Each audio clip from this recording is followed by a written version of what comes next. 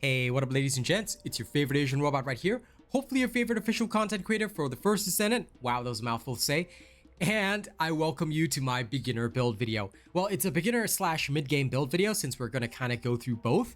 But what I want to say is that in this video, we're going to teach you what mods are the most important for your Descendant. If you want a weapon guide video, please ask me in the comments, all right? If there are like 20 comments or 30 comments that say, do a weapons guide video, I'll say, okay, I'll do it. All right, so it's up to you whether or not you want one. I leave the decision up to the audience, but I know that many have asked about Descendant modules and, you know, for this Descendant, that Descendant. I'm going to tell you that pretty much you can run the basic beginner build and the medium build are the same for pretty much almost all Descendants. In fact, what I'm going to show you in this video are the common mods used for all Descendants, and then you can decide whatever else you want to put in with the spare points. All right, so that's what we're going to do.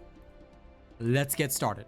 Now, oh yeah, and before we go in, if you have not yet chosen a content creator to support, please consider registering as my supporter, all right? Link is in the description of this video. It's like literally in the first line of the description. Okay, it's free to register, it takes less than 2 minutes, okay? I'd be very grateful. I'm trying to reach top 5 creators and, well, I need your help to do so. Okay, let's get started. So, when we are looking at a Descendant, right? The first thing you need to understand is that mastery rank is extremely important. If you go all the way back to the first mastery rank, all right, you start off with a mod capacity of 25. This then increases to 28, then 31, then 34, 36. As you can see, the higher your mastery rank, the more capacity you get. All right, it does slow down, like around rank 11 to 12 is 46, 12 to 13 is still 46, but then 13 to 14 is 47. And it goes on and on and on. All right, you can still get another 3 points if you were to get to mastery rank 20 from 14, but you can see that obviously you're not going to get as much mod capacity at this point. All right, and at the grand finale, once you reach 20, you know, that's it, no more mod capacity there. So the max mod capacity you're going to get from mastery is 50 capacity. The rest of it's going to come from your melee module and from your energy activator. Okay, all right, now that you understand the basics, let's get started. So when you have a new character, you've got roughly 28 mod capacity. Keep in mind that you will literally power yourself up to mastery rank 2 within practically seconds. So you don't think about 25 mod capacity. We start off with 28. Now, what are the most basic mods you're going to need? For a total beginner, what you're going to need is increased, all right?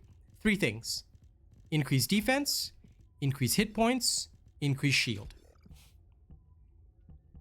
All of these are the basic mods that'll get you started. These will help you survive. The priority should always be defense, and then you can have a little bit of increased shield and a little bit of increased hit points, all right? I almost said increased HP and hit points and I confused myself. Anyway, same thing. Now, I'm just going to show you my current build for Bunny. This is what I'm actually using. Take note that I focus on defense first, survival, cooldowns, and then a little bit of damage, but these are all unupgraded, and this is defense on top of that. So this is what I've been running, and I'm around like level 60 areas and still killing things with Bunny, because a lot of your power comes from reactors in the early stages. You don't have to focus too much on skills. Skills come later. Survival first, because if you can't survive these higher level enemies, you are going to drop dead. All right, so this is generally what I've got on Bunny, and it has served me pretty much well. Now, when you're a beginner, coming back to that point, you've got your most basics here, right? The next thing you want to focus on is your melee module. At the start of the game, you're only going to have Shock Punch, which is here. But later on, you'll get stuff like Short Sword, all that other kind of stuff, so you can put that in. Now, at first, it seems like it's doing nothing, right? And it's got a cost of 0. But that's because the melee module actually increases your mod capacity. Look at what happens when I put in my maxed out short sword. It goes from 48 to 58 up there, which is excellent. So make sure you max out your melee module first to give yourself extra mod capacity, then focus on defense, all right? And like I said, increase shield and increase HP, you can like do it as and when. Your primary focus is defense as high as possible. This is crucial. All right. Here's something else you can add in. Now, I only have 1 copy of this, but the initial cost is about 6. polygenic antibodies will help give you a little bit of resistances to all attributes like fire, toxic, shock. Early game, this is really helpful. Late game, you can choose to not use it if you don't want to. You can adjust it out. As you can see, my bunny build doesn't even contain it. And I had little to no trouble surviving in the upper levels. However, defense is still crucial. All right. Now, increased defense will help you a lot.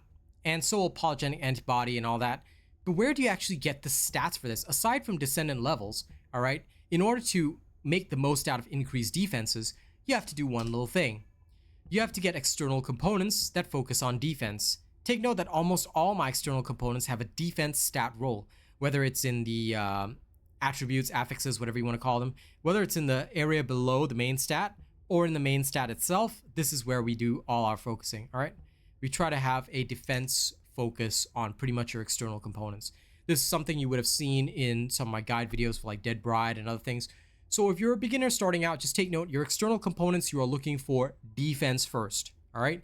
Defense first, and then all other stats later.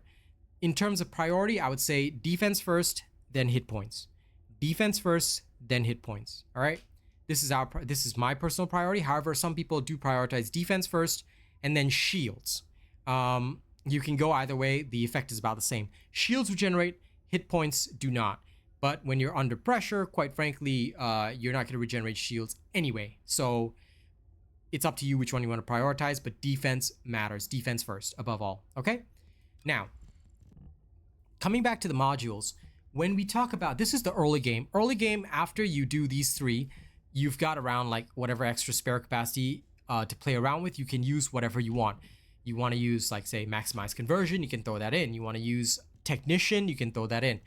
After you've got these three, the world's your oyster. You can put in whatever you want. Now, let's move on to the mid game. When you get to mid game, your build is pretty much the same. If we were to go to my mid game section, all right, this is what I've got. As you can see, to show you an example, I have maximized my defense first. Why? You want as much defense as possible from this mod. It's going to be expensive. It's going to cost you 16 mod points to get it maxed, but it will give you a lot of defenses, which will help you survive. All right, then you can prioritize hit points, and shield around rank 4 is enough because your shields will go down pretty quick anyway, regardless. All right, make sure you've also maximized your melee mod. In terms of the other mods that I've got for Bunny, just to show you an example, Bunny functions really well with cooldowns because she only uses MP for her running skill. That's it. All right, everything else focuses on her electric resource. So cooldowns are more important. For other characters, and I'll show you in a second. Actually, you know what? I should probably show you now instead of in a second. Let me show you my Lepic. All right. If we go to the general section, sorry, this is the Void Insert build. If we go to his main build, right, and we take a look, you'll notice that once again, I have prioritized pretty much the same things.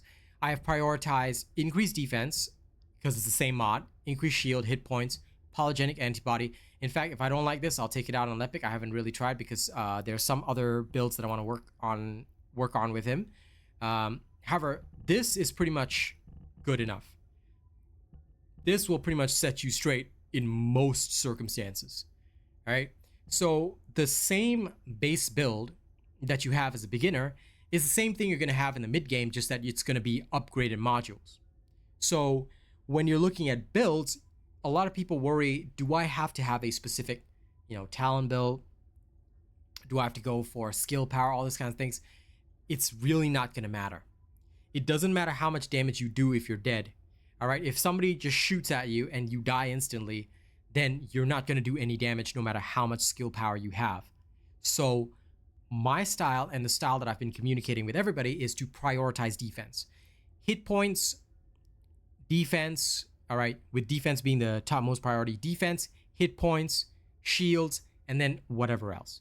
All right, when you get to the upper stages, you might even want to drop the polygenic antibody. Why drop the polygenic antibody? Because quite frankly, the resistances will no longer help you a lot when you reach that higher stage. Enemies are going to hit like trucks. So whether you have it or not, you're gonna take a lot of damage if you don't stay mobile, if you don't stay moving, if you don't stay destroying your foes fast. So just be aware of that. All right, that's why we sometimes, you know, drop the polygenic antibody, because if you don't have the defenses in the first place, you're gonna die. So just be careful. All right, that literally is it. That is the early game build. That is the mid game build. All right, quick summary of everything that I've talked about. Let's go back to Bunny. Are you? All right, so quick summary of information. The first and most important things that you need are these three. All right, and with whatever spare capacity, you can play around using whatever mods you find along the way. You want to get a little extra offense, you can. You want to get a little extra cooldown, you can. It's all up to you and what character you're starting out with. If you're starting out with Viessa, you might structure it a little differently. All right, those other modules do not matter as much as these ones. These are the big ones: melee weapon, defense, shield, hit points. After that, once you progress up to the mid game, you're mostly just upgrading your defenses first and a little bit of offensive power, but depending on what you need. Like Bunny, she happens to have a slot for nimble fingers, which is why I upgraded it so much, because I want her to have her cooldowns as fast as possible. And at the same time, it's not going to impact the rest of this too much. So this is like the Bunny style, but it doesn't mean that that'll apply to all other characters. Other characters will have their own builds, but the same basic modules: defense, hit points, shields, your melee weapon, polygenic antibody, all of this remains the same. After that, spare points you can play around with using whatever you want. All right, that's basically it.